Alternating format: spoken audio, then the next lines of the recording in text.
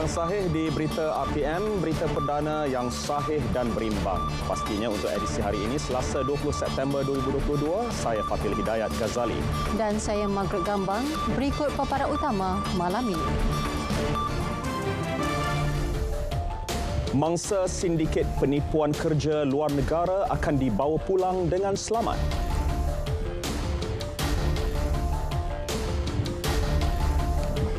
Sarawak bakal nikmati capaian internet menyeluruh menjelang 2024.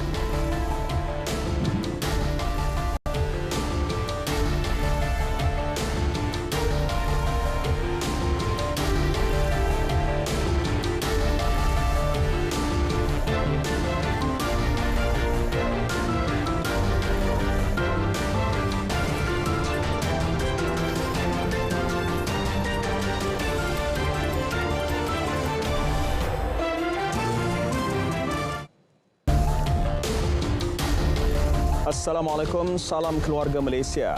Kerajaan akan memastikan rakyat Malaysia yang menjadi mangsa sindiket penipuan tawaran pekerjaan di beberapa negara dibawa pulang ke tanah air dengan selamat. Perdana Menteri Datuk Seri Ismail Sabri Yaakob memaklumkan usaha sedang giat dilaksana melalui pelbagai saluran bagi menyelesaikan isu tersebut. Jelas beliau, kerajaan prihatin dan mengambil serius mengenai nasib rakyat Malaysia yang terkandas di beberapa negara seperti Laos, Myanmar, Thailand dan Kemboja. Pada masa sama, rakyat Malaysia dinasihati agar sentiasa berwaspada dengan tawaran pekerjaan di luar bandar. Di luar negara, kesahihan tawaran kerja itu perlu disemak melalui Wisma Putra bagi mengelakkan diri menjadi mangsa sindiket penipuan.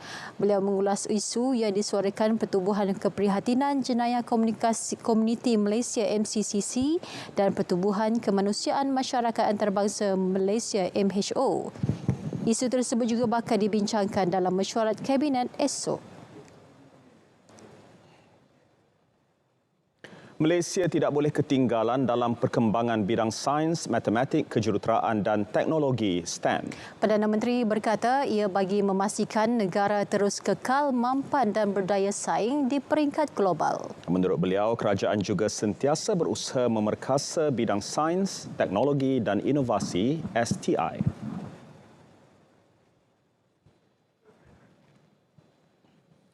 Petronas telah menjadi penyokong kuat kepada usaha kerajaan memperkasa bidang sains, teknologi dan inovasi ataupun STI sebagai pemboleh daya kepada pemantapan sosioekonomi negara. Malah, syarikat gergasi petroleum negara ini juga telah melaksanakan pelbagai inisiatif dan program bagi memupuk minat pelajar dalam bidang sains, teknologi, kejuruteraan dan matematik bermula dari sekolah rendah. Beliau turut memaklumkan bilangan pelajar dalam bidang STEM kini berada pada kadar 47%, manakala sains tulen pula pada kadar 19%.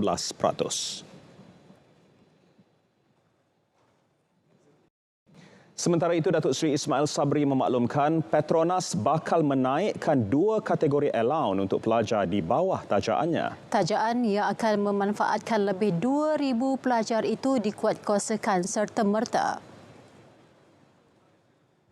Pertama, kenaikan allowance buku dan peralatan belajar daripada RM1,000 kepada RM1,500.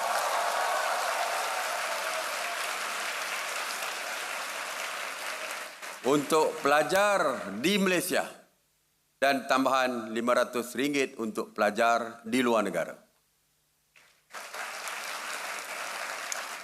Yang kedua, pelajar yang baru menerima penajaan PESP, Allowance Induksi, Onboarding Allowance, akan dinaikkan daripada RM4,500 kepada RM5,000.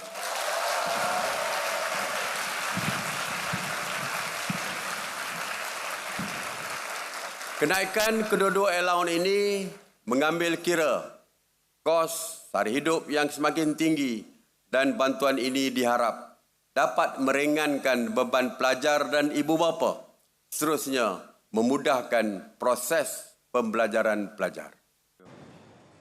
Beliau berucap pada majlis penyampaian anugerah Program Penajaan Pendidikan Petronas PESP di Ibu Negara. Sarawak dijangka menikmati capaian internet menyeluruh menjelang tahun 2024 di bawah program Jalinan Digital Negara Jendela Fasa 2. Menteri Komunikasi dan Multimedia Tan Sri Anwar Musa berkata, lebih 80% kawasan di Sarawak kini mempunyai liputan di bawah program Jendela Fasa pertama yang bakal selesai hujung tahun ini. Dan kita juga akan sedang berunding untuk meningkatkan penggunaan satelit di Sarawak kerana terdapat lebih kurang 600 lagi lokasi yang telah dikenal pasti untuk kita menggunakan teknologi satelit. Ini sebagai pilihan terakhir walaupun agak mahal dan ini perlu dilakukan kerana dasar kita ialah di akhir Jendela 2 kita mahukan ke semua kawasan berpenduduk termasuk di kawasan terpencil di pendalaman juga harus mempunyai ketersambungan perkhidmatan jalur lebar. Tambah Tan Sri Anwar, capaian internet memerlukan tempoh yang panjang untuk dilaksana kerana terdapat beberapa kawasan tidak mempunyai jalinan fiber optik. Justru teknologi satelit diperlukan termasuk penambahan menara telekomunikasi baharu di beberapa kawasan terlibat.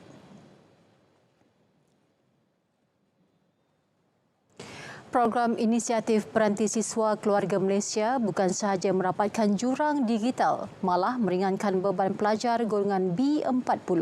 Bagi penerima inisiatif itu, peluang tersebut akan digunakan sebaiknya bagi memudahkan lagi proses pembelajaran mereka. Selama ini memang ada laptop tapi memang dibeli secara sendirilah. Tablet tiada.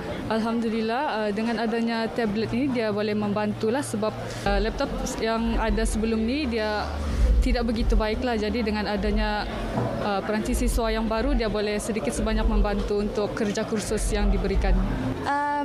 Saya rasa membantu sebab kadang-kadang laptop ni dia tidak fleksibel membawa ke mana-mana. Jadi tablet ni kan dia lebih kecil. Jadi lagi fleksibel untuk bawa contoh ke kuliah ataupun mungkin ada program-program. Thank you kepada government sebab ini buat saya senang untuk bawa sebab dia lebih ringan. Sebelum ini saya tidak terfikir untuk dapat tablet sebab tak mampu beli. Majlis penyerahan peranti disempurnakan Menteri Komunikasi dan Multimedia Tan Sri Anwar Musa. Kementerian Pembangunan Luar Bandar KPLB memperuntukkan sebanyak 20 juta ringgit dalam rancangan Malaysia ke-12 RM ke-12 bagi mempergiat program e-dagang dan pendigitalan kepada usahawan luar bandar. Menerusi peruntukan tersebut, KPLB akan memastikan sasaran RM ke-12 mampu dicapai menerusi usaha berterusan secara kolektif melibatkan agensi-agensi di bawahnya. Ketua Setiausaha KPLB, Datuk Ramlan Harun berkata, inisiatif yang diperkenal iaitu Desa Mall at KPLB diyakini mampu membantu usahawan luar bandar memasarkan produk mereka secara dalam talian melalui platform e-dagang dan aplikasi digital. KPLB menyasarkan 5,000 produk dipasarkan melalui platform e-dagang melibatkan 5,000 usahawan luar bandar dalam tempoh 5 tahun. Dan kita mengalu-alukan seramai mungkin usahawan untuk terlibat dalam pendigitalan untuk melibatkan perniagaan secara online. Ini merupakan trend semasa. Usahawan kita tak boleh tertinggal dalam arus ni to make sure kita sentiasa sustain dan relevan dalam perniagaan. Beliau berkata demikian selepas merasmikan program pendigitalan usahawan PPU Siri 3 tahun 2022 di Pusat Konvensyen Antarabangsa Sabah, Kota Kinabalu. PPU dirangka khusus untuk mempersiapkan usahawan beralih kepada pendigitalan selaras revolusi industri 4.0. Setakat ini, 700 usahawan luar bandar telah mengikuti PPU menerusi 3 siri program di wilayah Persekutuan Putrajaya, Pulau Pinang dan Sabah.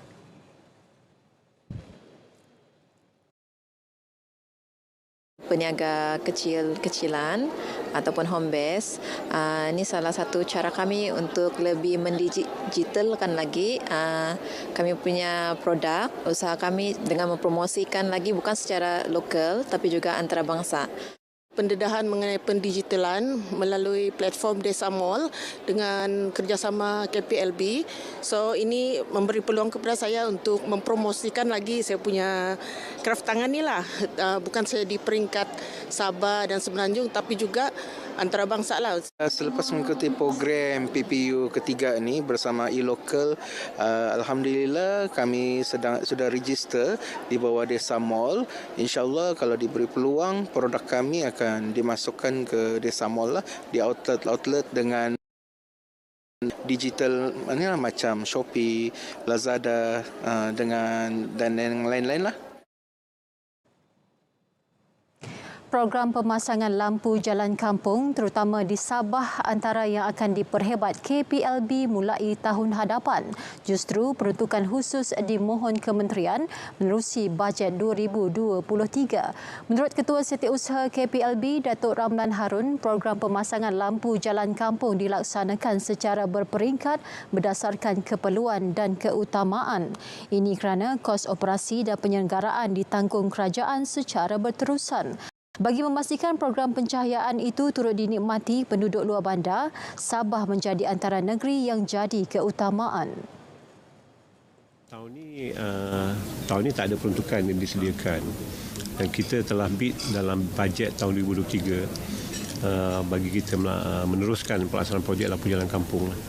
Dan insyaAllah kalau diluluskan kita akan teruskan pelaksanaan projek di seluruh, bukan saja di Sabah, malah di seluruh negara. Program pemasangan lampu jalan kampung merupakan salah satu komponen di bawah prasarana luar bandar. Komponen lain terlibat program prasarana sama termasuk jalan luar bandar, jalan perhubungan desa, bekalan air luar bandar, bekalan elektrik luar dan projek ameniti sosial. Secara keseluruhan, hampir 50,000 lampu jalan kampung di kawasan luar bandar Sabah telah dipasang KPLB.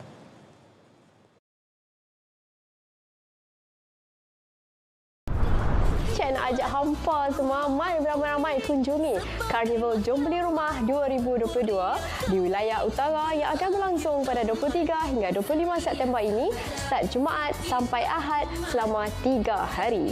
Karnival ini akan diadakan di Kepala Batas Pulau Pinang. Ada macam-macam pengisian yang menarik di sana, termasuklah pameran produk-produk perumahan dari pemaju-pemaju berkaliber, pembiayaan perumahan dari institusi-institusi keuangan, property talk dan pelbagai aktiviti menarik.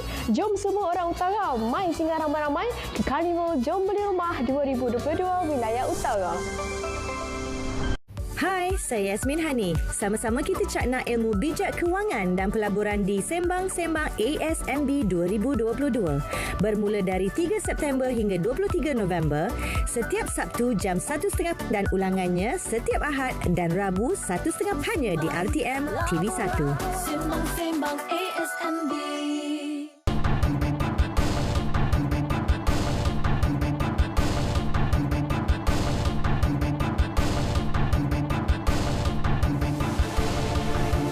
Usaha menarik kemasukan pelabur asing dalam negara melalui bajet 2023 perlu diteruskan. Langkah memperkenal pelbagai pakej meliputi penstrukturan semula cukai korporat boleh dilaksana bagi mengukuhkan lagi aliran masuk pelaburan asing. Menurut penganalisis ekonomi Profesor Dr. Aimi Zulhazmi Abdul Rashid, langkah itu bagi memulihkan ekonomi negara sekaligus mengukuhkan nilai mata wang ringgit.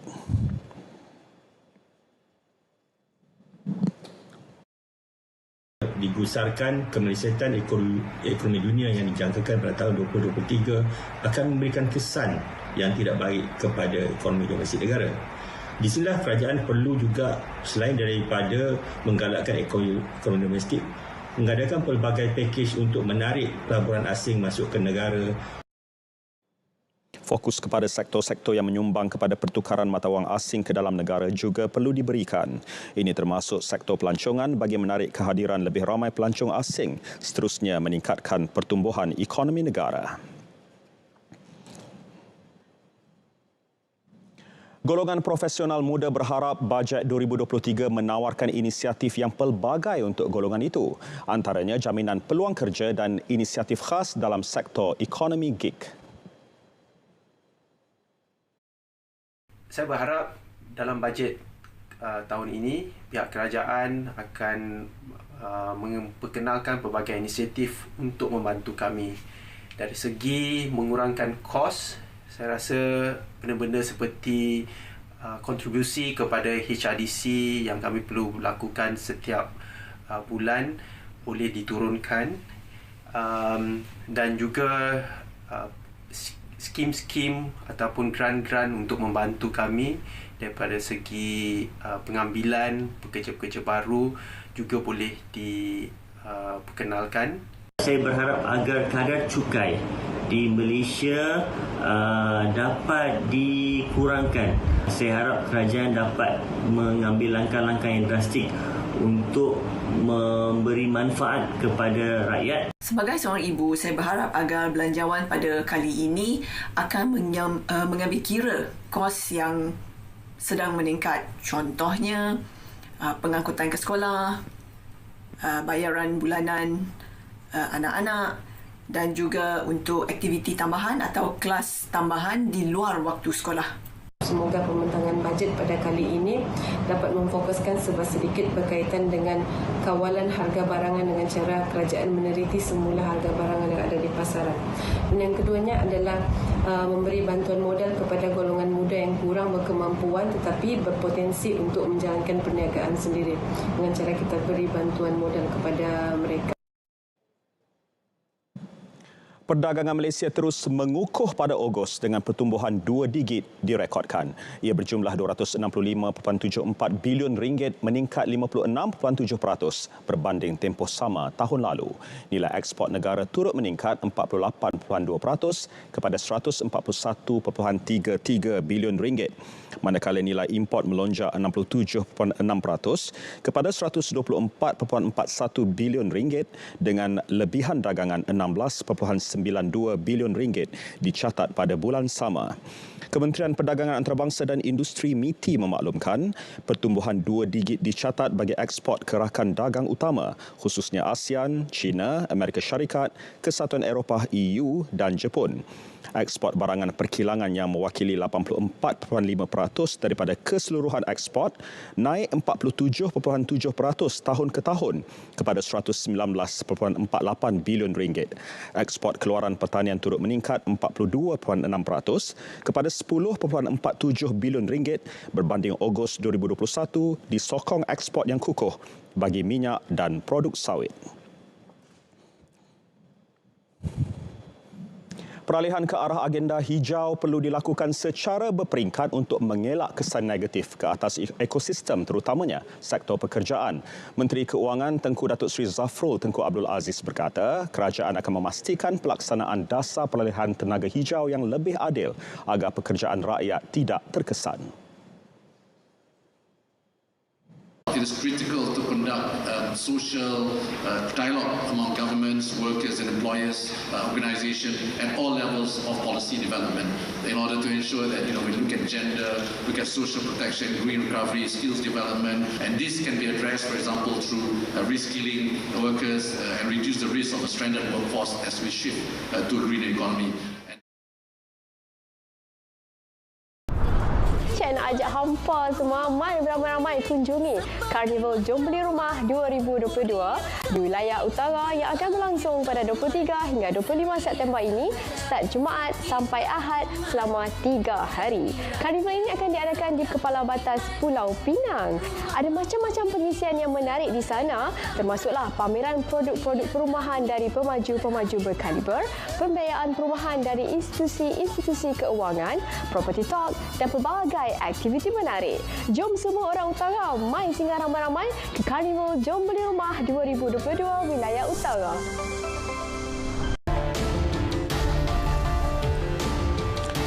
Bertemu kembali. Pemborong dibenarkan menyimpan stok bekalan makanan lebih 30% daripada biasa sebagai persediaan musim banjir yang dijangka melanda hujung tahun ini. Selain pemborong, pengilang dan peruncit juga boleh menyimpan melebihi kuota bagi memastikan bekalan makanan mencukupi.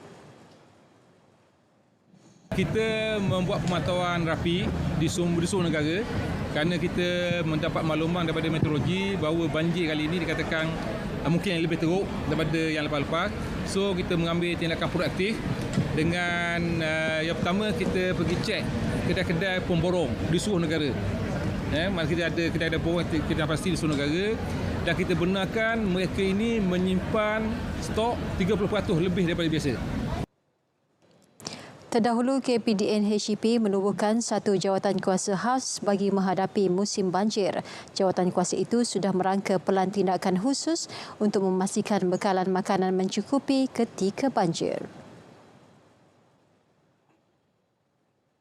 Tabung Haji TH merekodkan jumlah deposit RM88.08 bilion setakat 31 Julai, tertinggi sejak 59 tahun beroperasi. Justru TH sedang giat menambah baik perkhidmatan deposit dengan meningkatkan keupayaan digital melalui tijari selain memperbanyak kaunter bergerak. Dan kita pun memang akan agresif lagi sebenarnya untuk nak pastikan supaya masyarakat umat Islam di Malaysia ini memberikan sokongan dan dokongan kepada tabung haji, salah satu daripada institusi yang awal sebenarnya dari segi instrumen ekonomi Islam di Malaysia ini ialah tabung haji, yang kita akan melaksanakan amanah dengan baik. Dengan sebab itu saya menekankan sangat-sangat kepada pihak pengurusan tabung haji supaya kita kekalkan tentang momentum kepercayaan masyarakat kepada kita. Beliau ditemui media pada Majlis Perhimpunan Dui Bulanan Agensi di bawah Menteri di Jabatan Perdana Menteri Hak Ehwal Agama di Ibu Negara. Sekarang telah masuk waktu solat fardu Isyak bagi wilayah Persekutuan Kuala Lumpur dan kawasan-kawasan yang sama waktu dengannya. Selamat menunaikan solat Isyak. ASEAN perlu memutuskan sama ada konsensus 5 perkaranya berhubung Myanmar masih relevan atau harus dibatalkan segera. Keputusan itu perlu dicapai sebelum sidang kemuncak ASEAN November ini. Menteri Luar Datuk Seri Saifuddin Abdullah turut menegaskan keperluan rundingan yang inklusif serta adil membabitkan semua pihak berkepentingan di Myanmar. Junta Myanmar tidak mengendahkan konsensus 5 perkara yang dipersetujui dengan ASEAN tahun lalu, termasuk perkara utama iaitu menamatkan keganasan.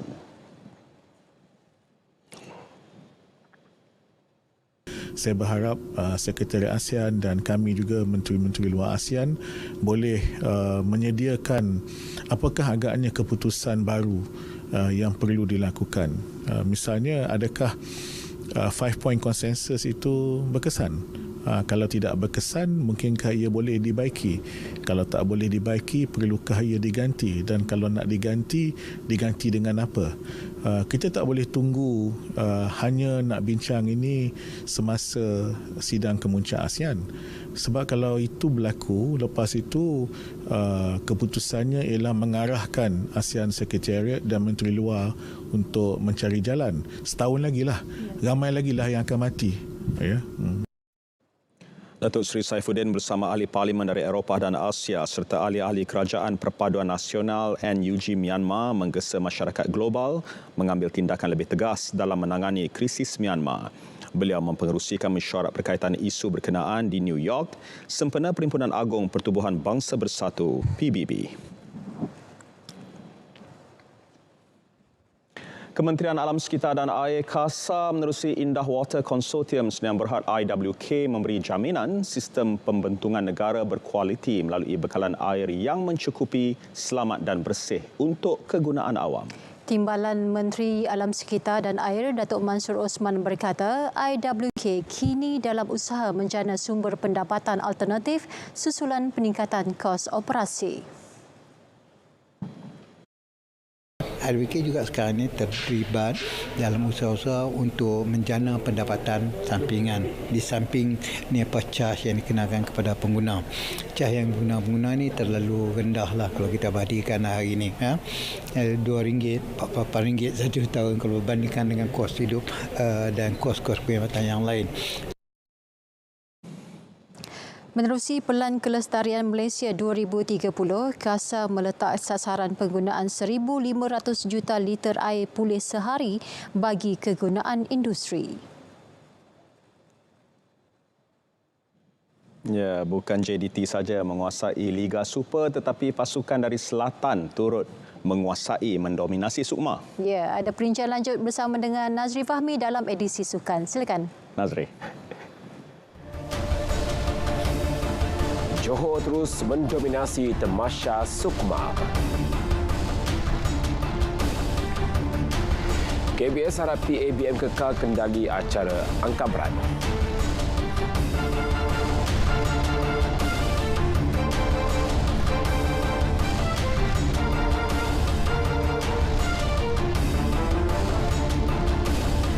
Terima kasih Fatih dan Meg. Assalamualaikum. Salam sukan untuk semua. Kita mulakan dengan perkembangan Sukan Malaysia Sukma 2022 yang mendominasi sukan untuk malam ini. Saudara, Sukan Kenu terus menjadi lubuk pingat buat kontingen Johor dengan tambahan 7 lagi pingat emas pada hari ketiga acara yang berlangsung. Muhammad Fakrullah, Muhammad Rumaizi dan Nur Amira Anisah Abdul Kadir menjadi penyumbang pingat emas terbanyak masing-masing dengan 2 kilauan pingat emas. Muhammad Fakrullah mengatasi acara kayak individu K1 200 meter lelaki dan kayak berpasangan K2 200 meter lelaki bersama Ahmad Nukman Hadi Ayub. Manakala Amira Anisia menghadiahkan emas dalam acara touring kayak individu TK1 200 meter wanita dan touring kayak berpasangan TK2 200 meter bersama Nurain Fitria Sulaiman. Johor turut meraih emas dalam acara touring kayak individu TK1 200 meter lelaki, kayak berpasangan TK2 200 meter lelaki dan kayak berpasukan K4 200 meter wanita. Kontingen Johor mengungguli kutipan pingat acara kenu setakat ini dengan keseluruhan 15 pingat emas, diikuti Terengganu 5 pingat emas dan wilayah persekutuan dengan 3 pingat emas.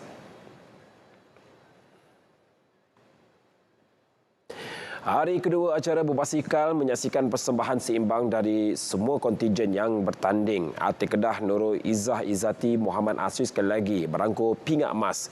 Kali ini menerusi acara 500 meter ujian masa wanita di Velodrome Nasional pada petang tadi. Beliau berjaya menamakan saingan dengan catatan masa 35.45 saat sekaligus meletakkan wakil Pulau Pinang Nurul Alaina Syafiqah Azizan di tempat kedua. Manakala Nur Kardina Emilia Nur Razali dari Selangor meraih pingat gangsa. Semalam Izzati turut meraih emas dalam kategori pecut individu wanita. Bagi kategori pecut berkumpulan lelaki, Perak berjaya mendahului saingan dengan catatan 46.003 saat. Pingat Perak menjadi milik Johor dan gangsa menjadi milik Kedah.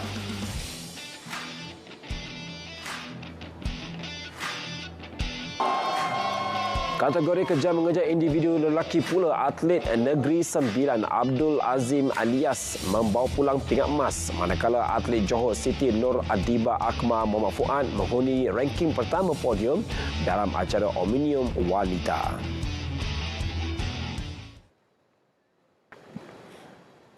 Kita balik pula ke acara terjun bergandengan buat kali pertama dan hanya mampu berlatih sehari secara bersama. Tidak menghalang wakil terjun dari Sabah merangkul emas acara 3 meter papan anjar seirama lelaki. Gandengan pemenang pingat Perak Sukan Commonwealth Birmingham 2022.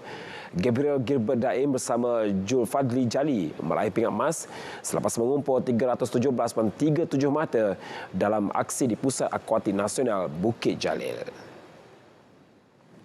Meskipun berasal dari negeri sama, Gabriel selaku atlet kebangsaan menjadi latihan di Bukit Jalil, manakala Jul Fadli berlatih bersama pasukan negeri di kolam renang Kompleks Sukan Likas Kota Kinabalu.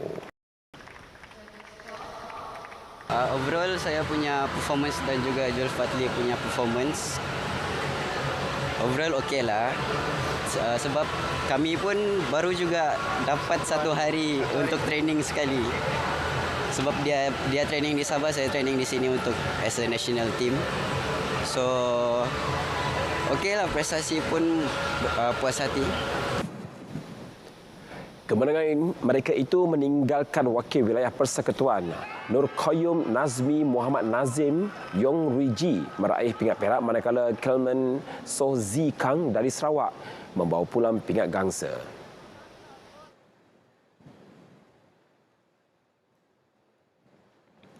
Sementara itu, bagi aksi kategori platform seirama lelaki diungguli gandingan atlet Sarawak Elvis Presley dan Jared Aiden dengan pengurutan mata 334.44 mata. Manakala Nurqayyum Nazmi Rui Ji sekali lagi menamakan saingan di tempat kedua.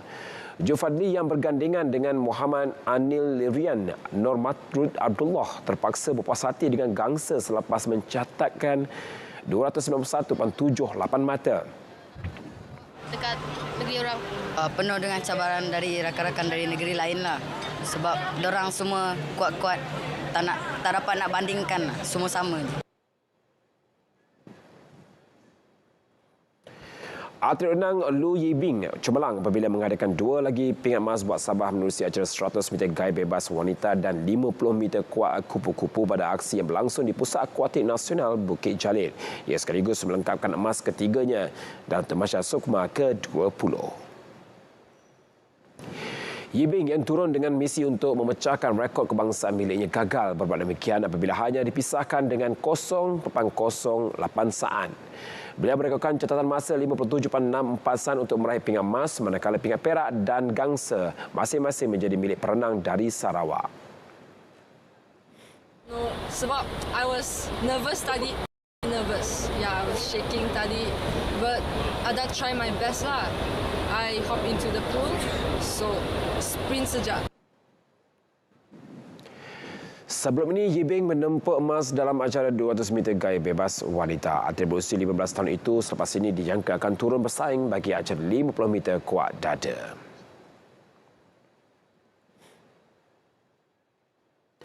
Pemain skuash negara Chian Yiwen menamatkan dominasi Kedah selama 8 tahun dalam acara persaingan wanita apabila menewaskan rakan sepasukan Aira Azman di pentas final. Lebih manis, kejayaan itu menyaksikan Yiwen menebus kekecewaannya pada final Sukma 2018 di Perak di mana ditewas kepada kakak Aira iaitu Aifa. Perlawanan di pusat skuash Jalan Duta itu menyaksikan Yiwen menewaskan Aira dalam pertarungan sengit 11-3, 8-11, 3-11, 11-5 dan 11-4. Pihak gangsa menjadi milik Wen Lilai dari Sabah selepas mencabarnya Nur Aina Amani Apandi dari wilayah Persekutuan menarik diri akibat kecederaan. Sebab ini Kedah mendominasi acara persaingan wanita bermula di Sukma Perlis 2014 dan Sukma Sarawak 2016 menerusi Asifa Sanggari seterusnya menerusi kejayaan Aifa di Sukma Perak 2018. Dalam kategori lelaki pula, pemain Kedah Ong Sai Hung mengungguli emas selepas menumpaskan rakan sepasukan Muhammad Hafiz Zafri Abdul Harif. Manakala gangsa menjadi milik pemain Negeri Sembilan J. Sanjay. Ini pula perkembangan terkini sukan angkat berat. Menteri Belia dan Sukan Datuk Seri Ahmad Faizal Azumu berharap Persekutuan Angkat Berat Malaysia PABM kembali mengendalikan sukan berkenaan pada Tamasya Sukma meskipun atlet di bawah naungan mereka sekali lagi terpalit dengan isu doping. Menurutnya, Badan Sukan Angkat Berat negara itu perlu memahami keputusan penganjur iaitu Majlis Sukan Negara untuk meneruskan acara berkenaan demi kepentingan peserta bertanding. Dan beliau tentunya mahu satu tindakan yang amat tegas dibuat tentang perkara ini. Dan namun pada waktu sekarang ini satu keputusan telah dibuat. Saya dengar dapat satu perbincangan telah dibuat di kalangan ketua kontijen daripada semua negeri. Dan pihak penganjur iaitu MSN terpaksa membuat satu keputusan mengikut kepentingan ramai dan mengikut peraturan yang ada. Jadi itulah yang telah dibuat dan saya berharap pihak PABM akan meneruskan kerjasama dengan pihak penganjur dari segi bantuan teknikal dan sebagainya. Namun saya percaya akhirnya kepentingan atlet-atlet yang telah membuat persiapan secara bersungguh-sungguh akan dapat kita pertahankan dan mereka yang tidak bersalah terus akan dapat mengambil bahagian. Semalam Presiden PABM Datuk Ayub Rahman memaklumkan pihaknya menarik diri daripada Sukma selepas MSN tidak bersetuju dengan ketetapan badan induk itu untuk menggantung mana-mana ahli atau persatuan negeri yang terlibat doping dalam tamasya ini. Ia susulan 3 atlet angkat berat yang difahamkan seorang dari Perlis dan 2 dari Terengganu didapati positif ujian berkenaan sebelum acara tersebut berlangsung. Berikut kita ikuti kedudukan pingat semasa Tamasya Sukma yang sedang berlangsung pada ketika ini.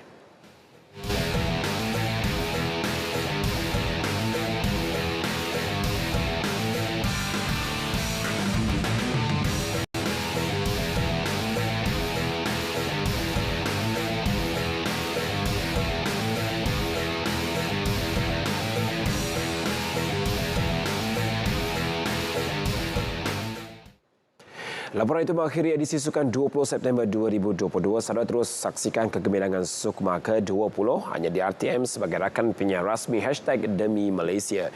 Saya Nazif Fahmi Syukri, salam keluarga Malaysia dan salam sukan untuk semua.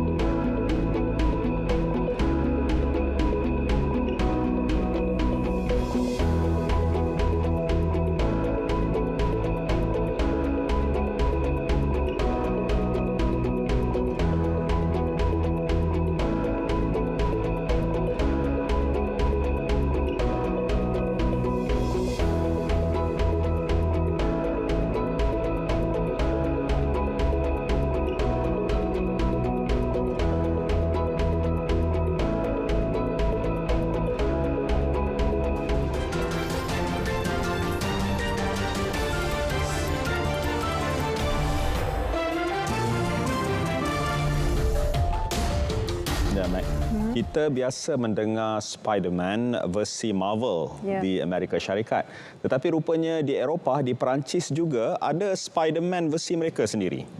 Menariknya, Spider-Man warga emas itu baru saja menyambut hari lahirnya yang ke-60 tahun. Perinciannya dalam #.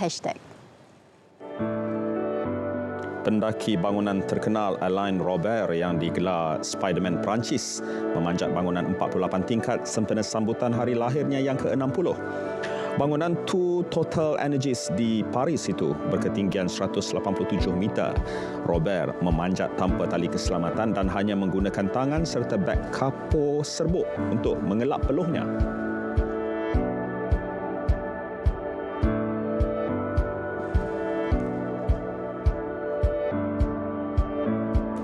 Tindakan pantas seorang lelaki berjaya menyelamatkan nyawa seorang kanak-kanak perempuan daripada kemalangan. Ketika kejadian, basikal yang ditunggangi kanak-kanak itu tiba-tiba meluncur laju menuju ke arah sebatang tiang. Kanak-kanak tersebut tidak cedera, manakala lelaki berkenaan mengalami sedikit cedera ringan. Seorang lelaki mempamerkan aksi pemanduan yang mengagumkan apabila berjaya mengundurkan kenderaan dari sebuah terusan hanya menggunakan 2 batang kayu. Video ini tular di laman Twitter dan sehingga kini berjaya mendapat 2 juta tontonan.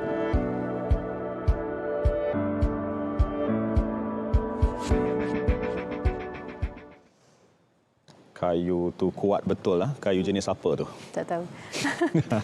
Baiklah, paparan # itu menutup berita perdana edisi Selasa 20 September. Dapatkan perkembangan sahih sepanjang masa melalui portal berita.rtm.gov.my. Dengan itu, Assalamualaikum. Salam keluarga Malaysia.